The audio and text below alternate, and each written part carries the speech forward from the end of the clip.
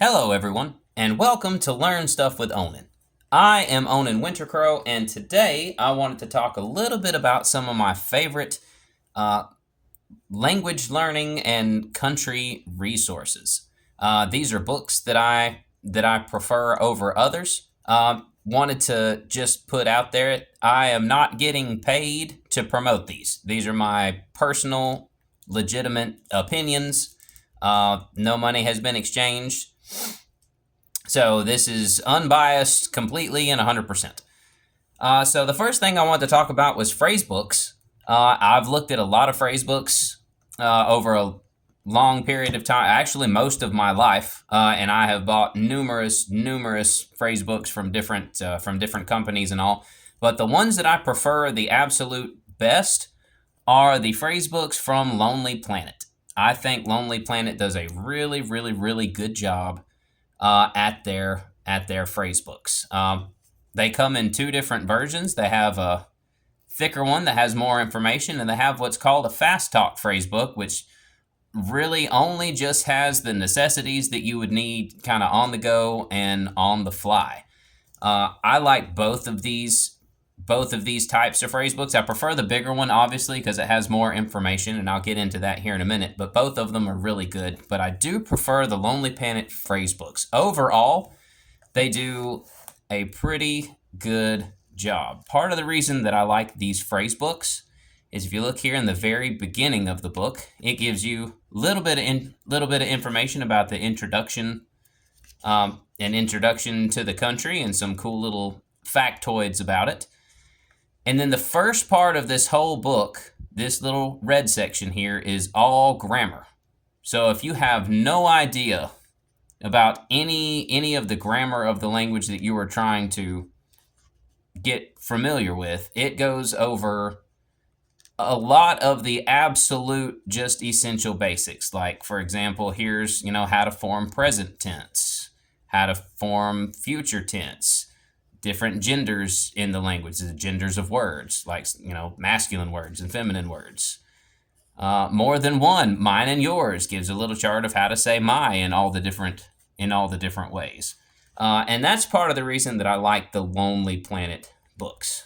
As you kind of scroll through it, you can see there's the section on transport, communication, banking, meeting people. The orange section is the one that I spend a lot of time in because it's just things about basic conversations that you could have with people. But I use this as a good resource whenever I have nothing to do at a particular moment. So I'll pull out one of my little phrase books of the day and I will go over stuff. And they have it in just about every language that you can conceivably want to learn, except for some of the more obscure. But even at that, they have some phrase books for some obscure languages that you wouldn't think that they would have them for.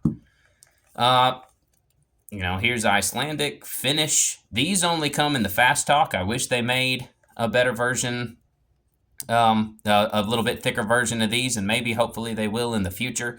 But I really like these books. Another thing I like about them is their pronunciation. If you look here in the blue, it kind of gives you how to pronounce the words. Now, most of the phrase books are good. Some of them they could use a little bit of work on. The one for Hebrew, they need to work on a little bit on the pronunciation because it shows you the pronunciation, but it doesn't show you the stress, where to put your stress on the word.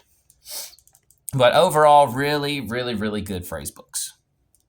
Now, if you were wanting a book that's a little bit more in-depth than just a phrase book and you wanted to really kind of get into the meat of a particular language, there are two books that I prefer. I prefer the Hippocrene Beginners series, and you can find it in a lot of different languages, and these books are really good.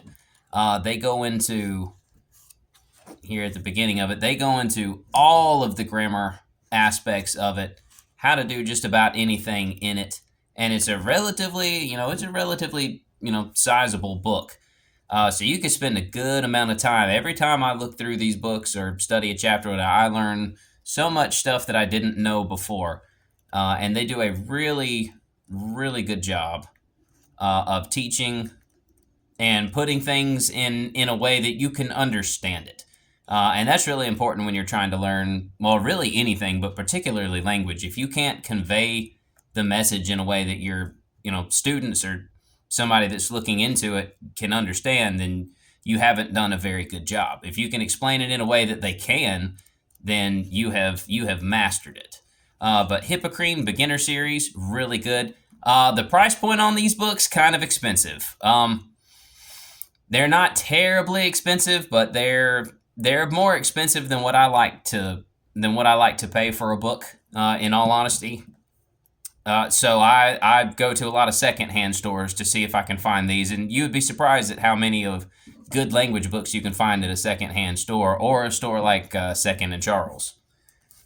Another series that I really like is the Colloquial series. Colloquial Welsh. You can find Colloquial Icelandic, Colloquial Hebrew.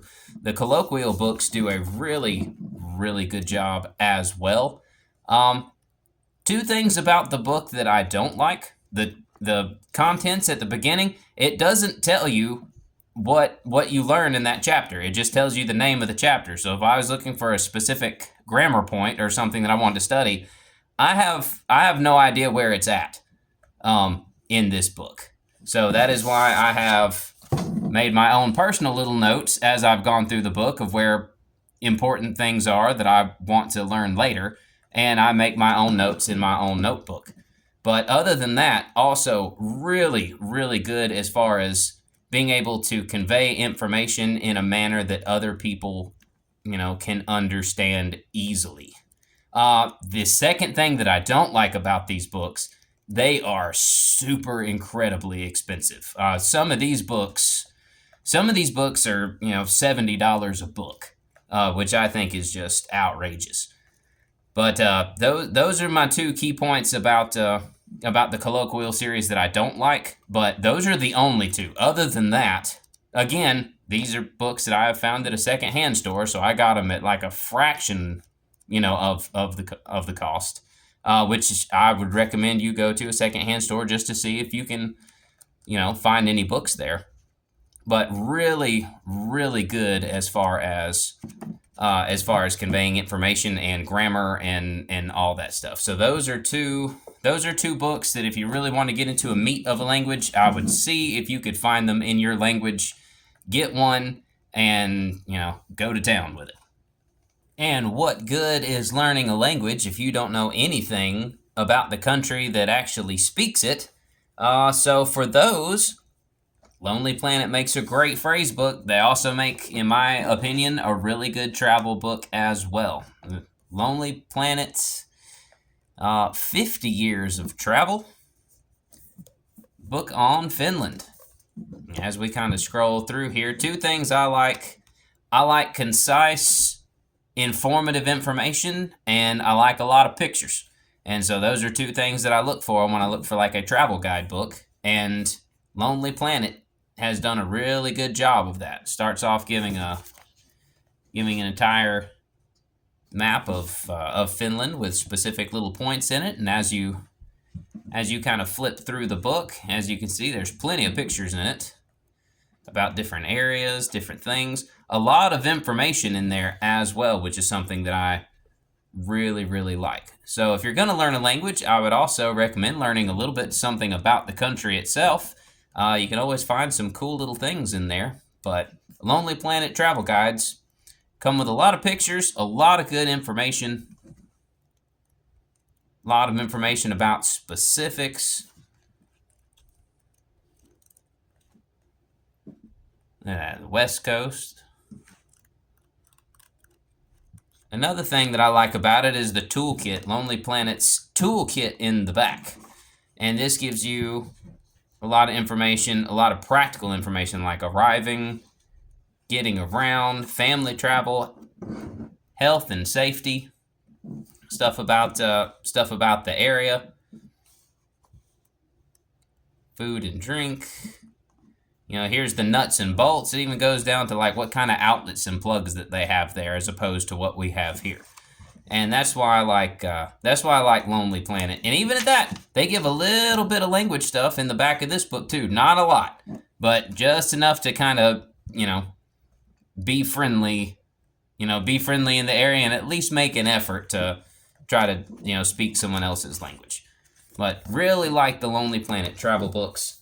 If I can't find one in Lonely Travel, in the travel book in Lonely Planet, sorry, the next ones that I prefer are the eyewitness books. And I really, really like the eyewitness books. I have these books in a lot of different places. And a lot of the same setup as Lonely Planet. As you flip through again, lots of pictures to look at. So you kind of get an idea of the area, what it looks like. Again, has a lot of information on specific little points.